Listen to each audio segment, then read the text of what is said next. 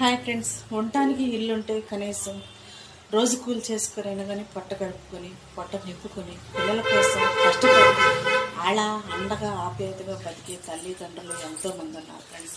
ఎందుకంటే ప్రతిరోజు కూలి చేసుకుంటేనే తినేవాళ్ళు ఉన్నారు, రోజు కూలీలు ఉన్నారు, వారం పని వాళ్ళు ఉన్నారు, ఎంతోమంది ఎన్నో రకాలుగా పని వాళ్ళు ఫ్రెండ్స్. భార్య బిడ్డల కోసం, కుటుంబాల కోసం దేశాల వదిలి వెళ్ళిన వాళ్ళు ఉన్నారు ఫ్రెండ్స్. అలాంటి వాళ్ళందరికీ కూడా జాగ్రత్తగా ఉండండి.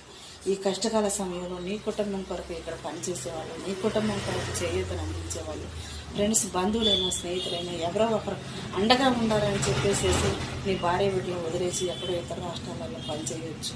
నీ ఫ్యామిలీతో నువ్వు లేకపోకుండా కష్టకాల సమయంలో వాళ్ళు ఒంటరిగా వదిలేయచ్చు. కనీసం చుట్టుపక్కల వాళ్ళైన వాళ్ళని కనిపెట్టుకొని వాళ్ళని ఆదరించి కనీసం వాళ్ళ కష్టాలు మనం తీర్చలేకపోయినా కానీ వాళ్ళ అవసరం నుంచి బయటకు వచ్చే మార్గం మాత్రం ప్రతి ఒక్కరికి కూడా చూపించండి ఫ్రెండ్స్.